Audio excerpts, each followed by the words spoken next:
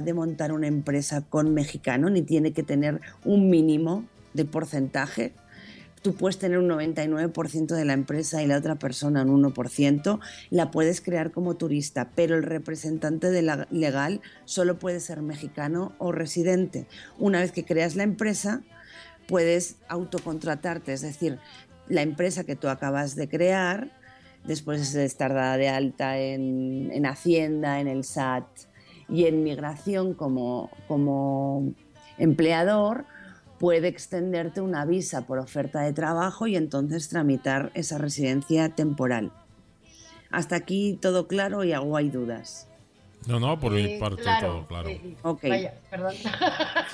La residencia temporal no otorga directamente el permiso de trabajo. La residencia permanente sí, aunque tú hayas sido dependiente, vamos a suponer, una persona que está como dependiente económico de su pareja, que son residentes temporales, o tu pareja es mexicana, al solicitar la permanente automáticamente te otorga el permiso de trabajo aunque antes no lo tuvieses.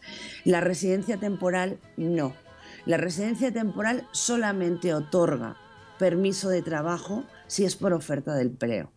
Si tú vienes aquí a México porque han mandado a tu pareja a trabajar, porque estás casado con un residente o con un mexicano, porque vienes a estudiar, porque compraste una casa, que por cierto también si tú compras una casa en México después puedes solicitar, pues son procesos más largos, pero puedes solicitar también la residencia temporal con el tiempo, o ministros de culto, corresponsales, o sea, hay diferentes detallitos, ¿no? Hay también, por ejemplo, a los que trabajan para ONGs, ¿verdad?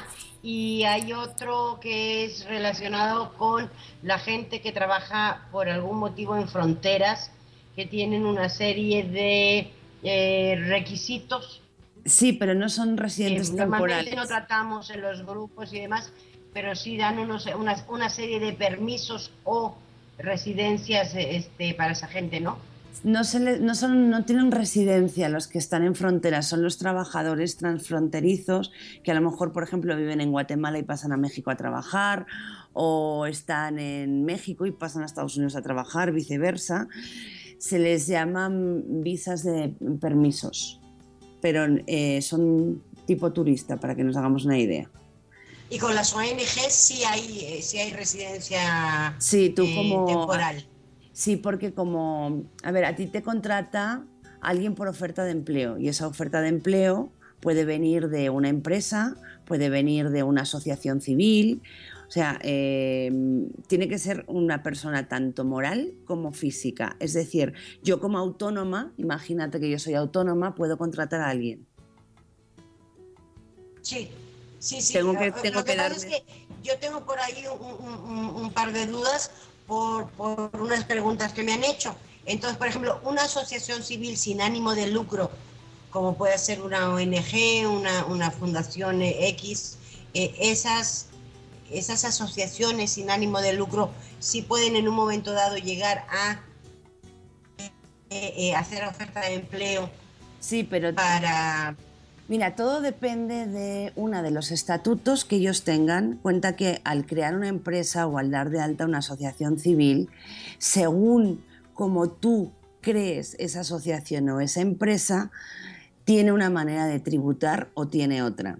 Y te pongo un ejemplo como empresa que a lo mejor es más fácil de entender esta parte. Una sociedad civil paga impuestos cuando le paga al cliente. Es decir, yo emito en octubre una factura a una empresa, soy sociedad civil y la empresa tarda 3 meses en pagarme. Yo le pago a Hacienda cuando esa empresa me paga a mí. Una SADCB, no, una SADCB emite una factura en octubre y si un cliente se le atrasa, se fastidió. Tiene que pagar impuestos ese mes de la factura que ha emitido. Con las asociaciones civiles no es que pase lo mismo porque tributan de otra manera. ¿Qué significa que tributan? Que según los estatutos, según si ellas pueden dar recibos de donaciones, según si tú tienes establecidos los estatutos que puedes tener gente trabajando, según los permisos, que al fin y al cabo te da tu carta, esto es como los estatutos de autonomía igual, según los permisos que tú tienes, Sí, es lo que sí. tú vas a poder hacer. ¿Y qué significa eso? Una asociación civil sin ánimo de lucro puede tener tanto voluntarios como empleados, pero claro, tiene que justificar de dónde saca dinero para pagar a esos empleados y tiene una manera diferente de tributar. Entonces, aquí ya no nos estamos metiendo en migración, aquí nos estamos metiendo en temas de Hacienda.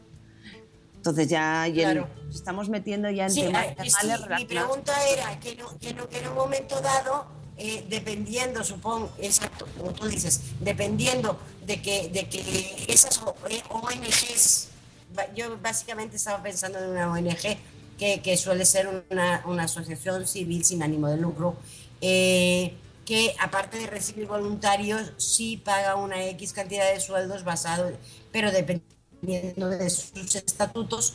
Esas ONGs en un momento dado pueden llegar a hacer una especie de oferta de empleo para que alguien tenga su residencia temporal. Sí, es más, mira, la persona moral no es únicamente empresa, también puede ser asociación civil, y la persona física se refiere al autónomo.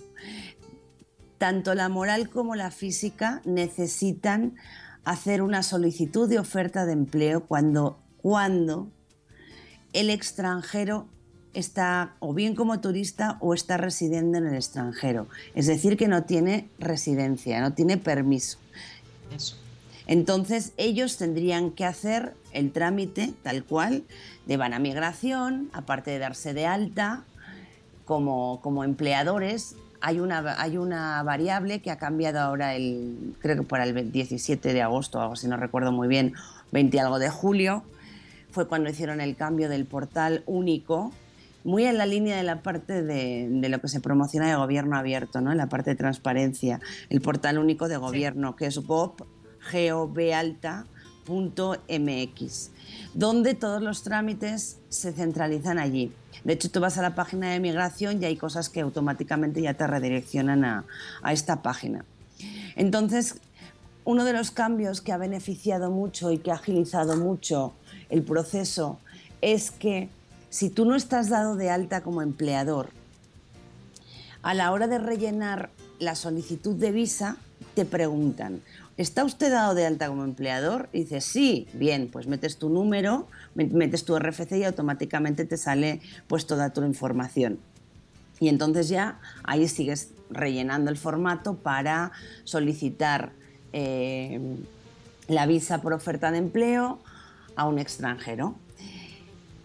Si no lo tienes, si tú no estás dado de alta, te permite poner que no lo tienes y entonces hacer un trámite paralelo, es decir, presentas los dos trámites juntos y los dos trámites quedan unidos. Eso es una ventaja porque antes solamente hasta que no te daban o bien la constancia o bien adjuntabas un papel diciendo que la constancia estaba en trámite, era un rollo porque te podías pegar 5 y 6 meses esperando el visto bueno por parte de migración. Exacto. Ahora ya se redujo, a ver, la teoría son 20 días hábiles, que es un mes, que nos... esto es como los billetes de 500 euros, que todo el mundo habla de ellos y nadie los ha visto. Entonces, es raro que tarden un mes. Y también depende del estado, no en todas las oficinas van tan... no todas tienen la misma agilidad, exacto. Claro, hay, por ejemplo, pues sobre todo DF, Monterrey, Guadalajara, son oficinas, Cancún, son oficinas muy saturadas y entonces los trámites a veces se demoran un poquito más que en otros lugares, ¿no? Pero suele ir el trámite entre 2 y 3 meses, más o menos. Entonces, bueno, pues... ¿Y por qué por ir terminando esta parte, digamos, hacemos un resumen escueto de las residencias temporales? En principio decías que la residencia temporal se puede conseguir por matrimonio, con lo cual no te da derecho a trabajo, ¿verdad? Efectivamente, por vínculo familiar, o el mexicano o residente bien sea temporal o permanente en México, el cual normalmente pues te lo otorgan como dependiente económico.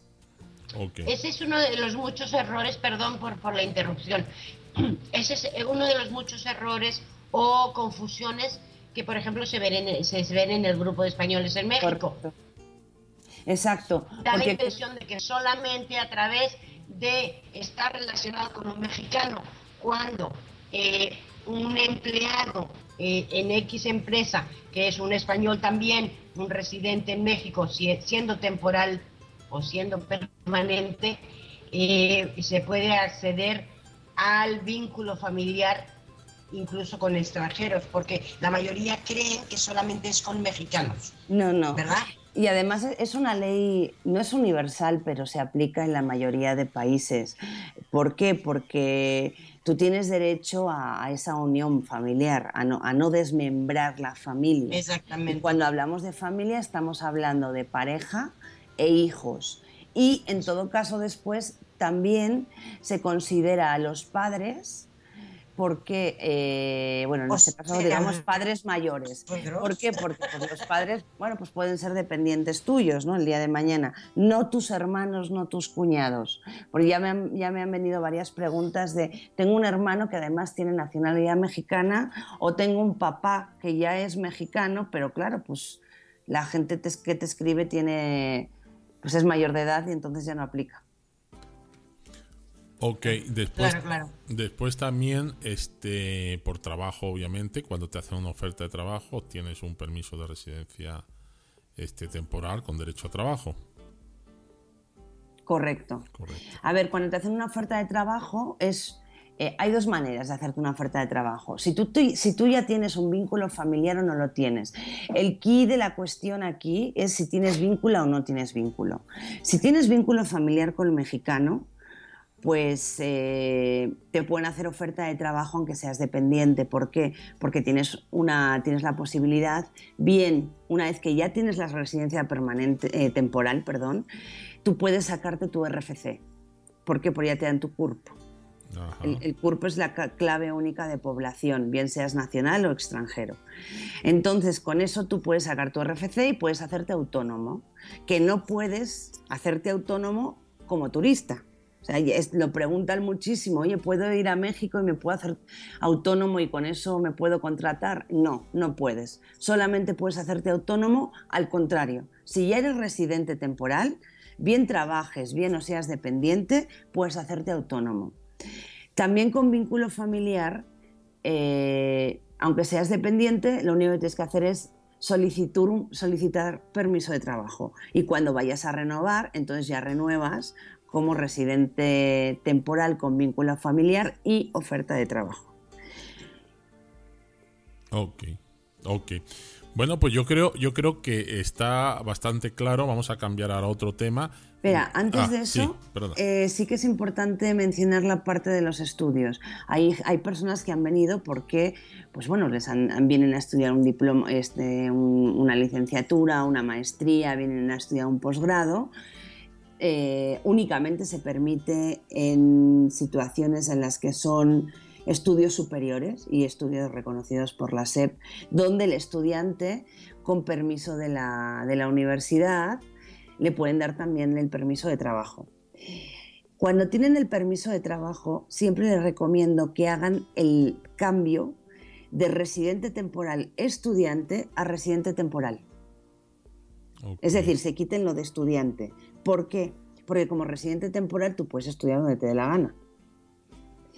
Y además, al estar trabajando, tú puedes cambiar ya a residente temporal con permiso de trabajo. ¿Por qué?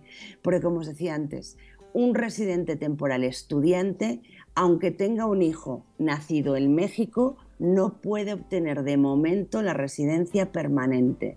O sea, tú puedes renovar como estudio 5 años. O sea, la residencia temporal te otorga un máximo de 4 años viviendo en México. Al 4.º año, cuando ya te vence, entonces pides la residencia permanente. Si tienes vínculo familiar, te ahorras 2 años y lo puedes pedir a los 2. Pero con estudios no. Con estudios tú puedes volver a renovar un quinto año. ¿Por qué? Porque, por ejemplo, un doctorado suele durar unos 5 años y no puedes pasar a residente